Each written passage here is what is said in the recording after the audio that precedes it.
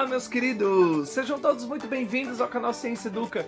Eu sou o professor José e hoje a gente vai falar sobre mais algumas características da matéria. Hoje a gente vai falar de substância e mistura.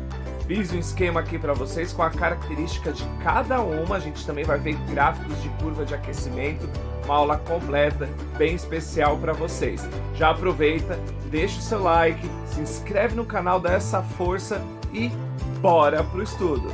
Bom, pessoal, como eu falei para vocês, a matéria ela é classificada em substância e mistura. Alguns falam, né, alguns livros vão trazer aí para vocês substância pura, né? Quando eu falo substância, eu já sei que ela é pura, tá? Então é meio que uma redundância ali, mas alguns livros trazem substância pura e mistura. Então a gente começa vendo as características das substâncias puras, entre aspas aí.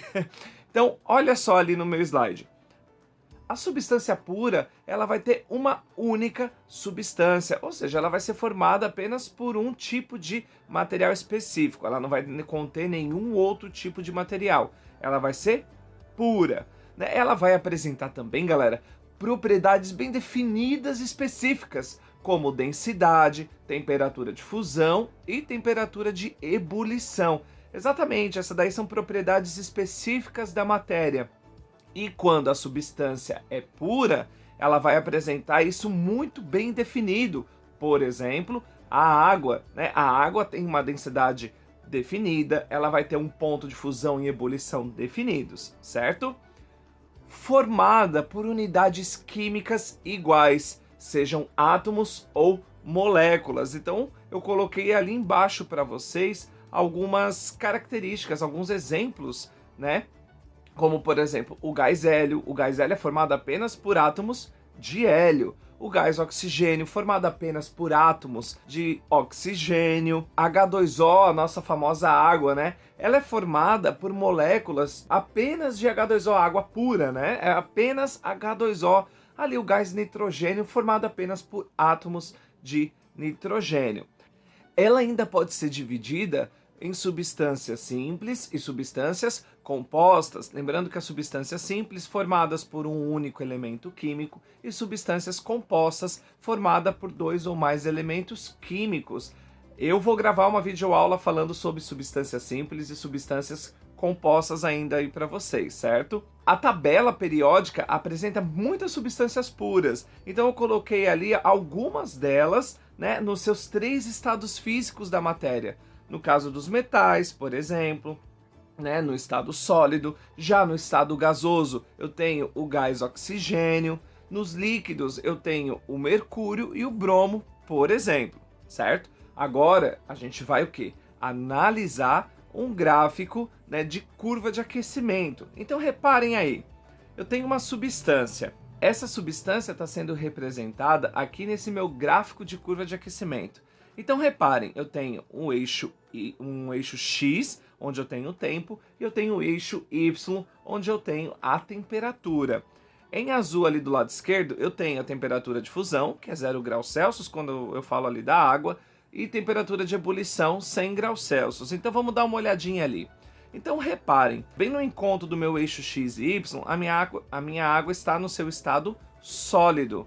Conforme ela vai ganhando energia, ela vai ganhando temperatura, ela vai aquecendo até chegar a 0 graus Celsius e ela entra no estado de fusão, né? Na mudança de estado físico, fusão. Então reparem ali, quando eu tenho a fusão, vocês estão vendo uma linha reta. Ali embaixo eu tenho, ao mesmo tempo, o estado sólido do gelo e a minha água líquida. E olha só que legal, por que aquela linha ali está reta? Porque durante a mudança de fase, né, de um estado físico para o outro, a temperatura ela vai ser constante, ela não vai se alterar quando eu tenho uma substância pura.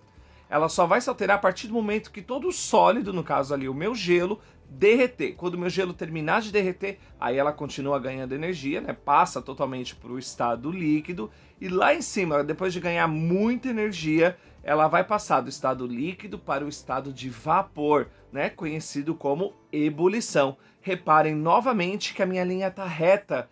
Então eu tenho ao mesmo tempo o estado líquido e o estado de vapor. e ela só vai ser totalmente de vapor, ou seja, só vai ganhar mais energia a partir do momento que todo o meu líquido derreter. Então, para uma substância, o ponto de fusão e o ponto de ebulição, eles são constantes, não tem uma variação de temperatura ali, beleza? Agora, a gente vai para as características gerais da mistura. Então, vamos ali.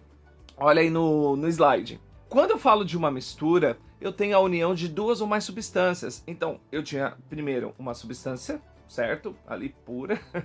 E quando eu falo de uma mistura, o nome já está dizendo, eu estou misturando alguma coisa. Eu preciso, no mínimo, de duas coisas para que haja uma mistura. Então, pode ser de duas ou mais substâncias. Não vai apresentar propriedades bem definidas. Isso é muito importante, tá, gente?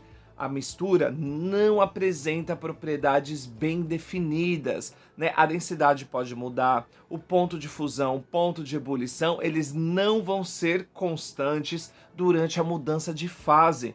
Então é uma diferença bem grande se comparado a uma substância.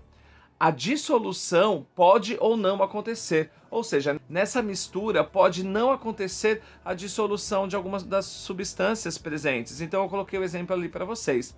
No caso da água com cloreto de sódio, né, o sal de cozinha, ocorre a dissolução. Então, quando você coloca ali o sal junto com a água, né, olha aí o exemplo, ele vai desaparecer, certo?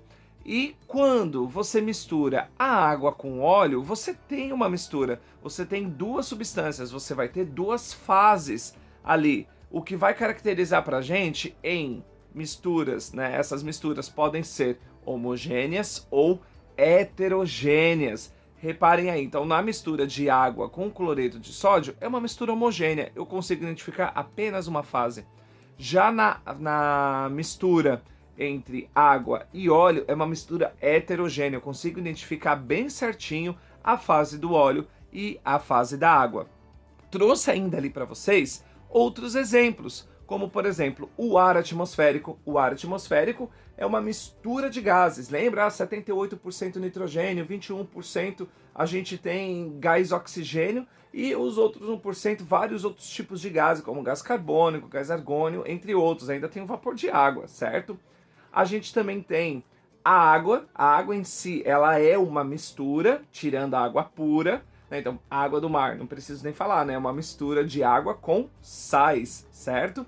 E o nosso sangue também vai ser uma mistura, já que eu tenho o plasma, que é a parte líquida, e eu tenho as minhas células ali separadinho na minha parte sólida. Então também tenho essas divisões. Lembrando que essas misturas podem ser homogêneas ou heterogêneas. Já gravei uma aula sobre isso, dá uma olhadinha aqui no card, vai lá que tá bem legal com demonstração para vocês.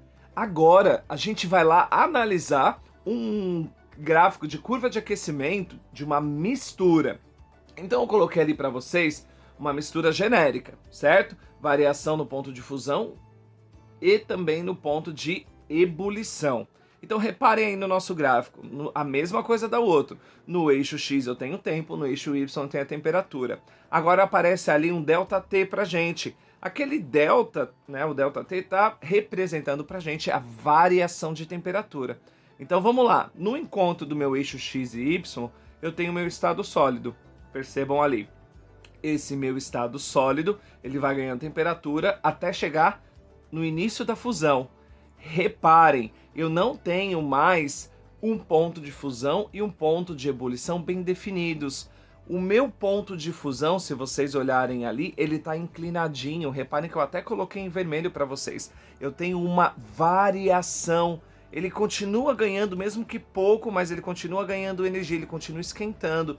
Então eu tenho ainda o estado sólido e líquido, porém eu tenho uma variação, certo? Tá variando ali. Aí ele vai continuar essa variação até que todo o sólido derreta e vire líquido. Aí ele ganha mais energia de uma forma mais rápida, né, passando para o estado líquido. Aí, quando chega lá no ponto de ebulição, como vocês estão vendo ali, ele vai ter outra variação. Eu vou ter o estado líquido e o vapor ao mesmo tempo, só que dali eu tenho uma variação. Não vai ser mais a 100 graus Celsius, né, o meu ponto de ebulição. Ele pode ser mais ou pode ser menos.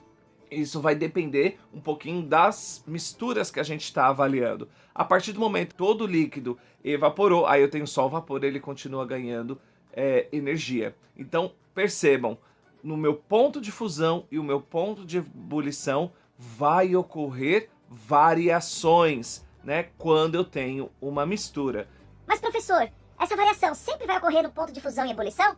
Calma que eu vou responder para vocês. Na verdade, algumas misturas podem ter variação no ponto de fusão e no ponto de ebulição, mas algumas delas pode ter só no ponto de fusão ou só no ponto de ebulição.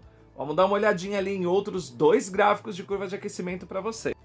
Na mistura eutética, o ponto de fusão ele vai ser constante e a minha ebulição vai variar. Olhem ali no primeiro gráfico do lado esquerdo. Eu tenho meu ponto de fusão onde ele é constante, então vai depender da substância ali. Mas o meu ponto de ebulição está variando. Quando isso acontece, então eu digo que é uma mistura eutética. Agora, quando eu falo que uma mistura é azeotrópica, eu estou falando para vocês que há uma variação de temperatura no ponto de fusão, enquanto no ponto de ebulição a temperatura é constante. É só olhar no gráfico, eu coloquei ele em vermelhinho para vocês conseguirem observar bem. Então a gente tem variação na fusão e na ebulição continua retinho e eu tenho então uma mudança de fase ali constante. Essas variações, pessoal, é muito constante no nosso dia a dia, né? Se a gente for parar para fazer um experimento na nossa casa, né, nas nossas casas, vocês vão ver. Então, por exemplo, com o auxílio do pai, o pai de vocês pedem para ele colocar lá uma água para ferver. Essa água, né, vai adquirir energia, vai começar a ferver, vai ebulir. Quando ela estiver no estado de ebulição, certo? O que vocês vão fazer? Pega uma colherzinha de sal e joga dentro da água. Você vai ver que ela vai parar de ebulir, certo? Ela vai parar, ela não vai mais estar no estado de ebulição. Por quê? Ela vai precisar ganhar mais energia para que isso aconteça. Ou seja, quando você tem uma mistura, porque antes eu tinha só água, né? E eu misturei com sal, então eu tenho uma mistura. O seu ponto de ebulição modificou. E se você tentar congelar essa água salgada, ela vai precisar que você retire muito mais energia dela. Ou seja, você vai precisar de uma temperatura muito mais baixa para que ela congele. Então você está alterando as propriedades do ponto de fusão e ebulição daquela água, certo? Colocando sal nela. Bom, pessoal, essa foi a nossa aula de hoje. Espero que vocês tenham gostado do ponto de fusão, ponto de ebulição. Ficou alguma dúvida? Sabia de tudo? Deixa aqui embaixo nos comentários. Aproveita, se inscreve no canal e ajuda aqui esse canal a crescer, o professor evoluir. E assim a gente ajuda um ao outro, beleza? Beijo no coração. Até a próxima, galera.